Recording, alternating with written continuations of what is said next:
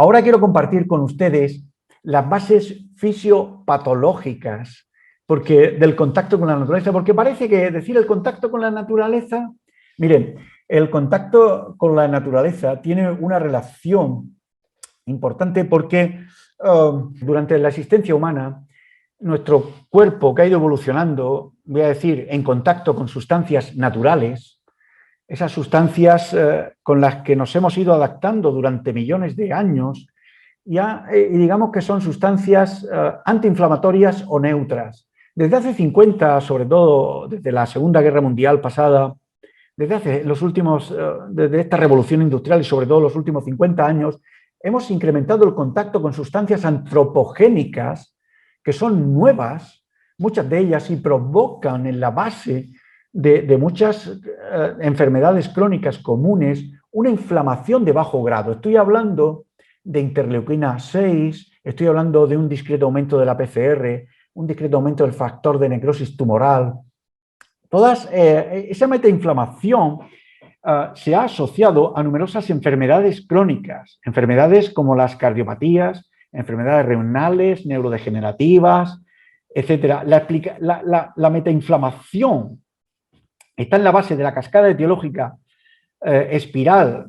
que sin abordar la causa de las causas que las desencadena sería muy difícil mejorar, detener o revertir el proceso. Es la teoría de la medicina ambiental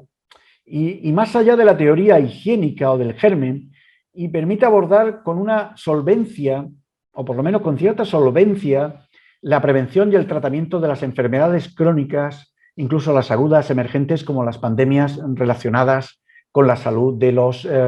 ecosistemas. El déficit de contacto con la naturaleza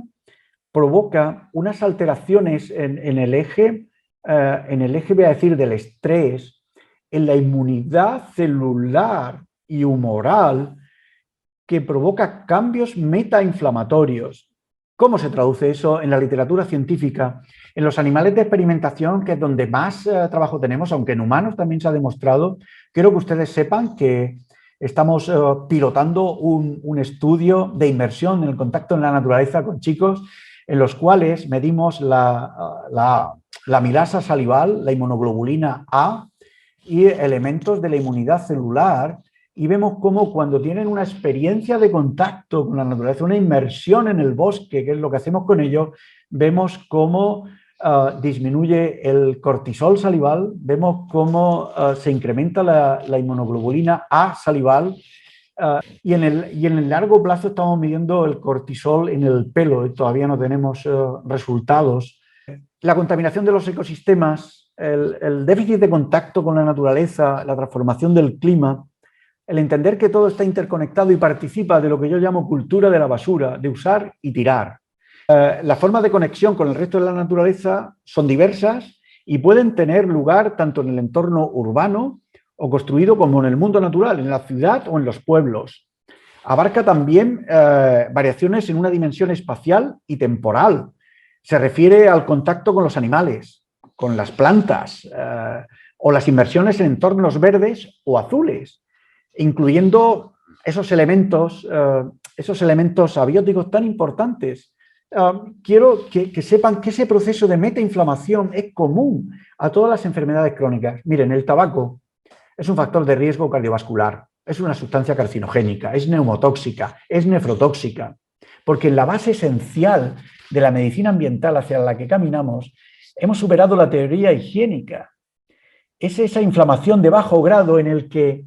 no es la inflamación aguda clásica, no, es esas pequeñas alteraciones que hoy tenemos o que tienen muchos de nuestros enfermos crónicos y no terminamos de interpretar. Por eso la metainflamación, la inflamación de bajo grado, ese inflaming, va a constituir una oportunidad única. Fíjense ustedes, los laboratorios, la farmacia va a ir evolucionando en los próximos años hacia ese periodo que yo llamo de anticipación, en el que esas pequeñas alteraciones fisiopatológicas, el individuo no está enfermo todavía, pero ya tiene señales que se pueden medir, va a permitir tomar decisiones para corregir el rumbo de evitar el desarrollo de la enfermedad. Bien, voy a compartir con ustedes una gráfica aquí. Ok, vamos a ver. Vamos a darle tamaño para que la vean. Aquí, ok, aquí lo ven. Miren, en la escala humana, los antiinflamatorios, que son con los que hemos estado en contacto desde el Pleistoceno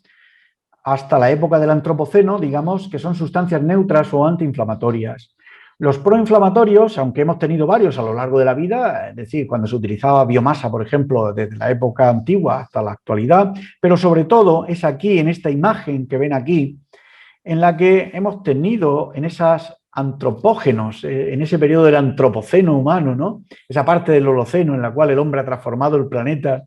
en el que los seres vivos, nosotros hemos tenido esos contactos con esas sustancias proinflamatorias, y en la base de muchas enfermedades crónicas está esos fenómenos redox, esos fenómenos de radicales libres, de inflamación crónica,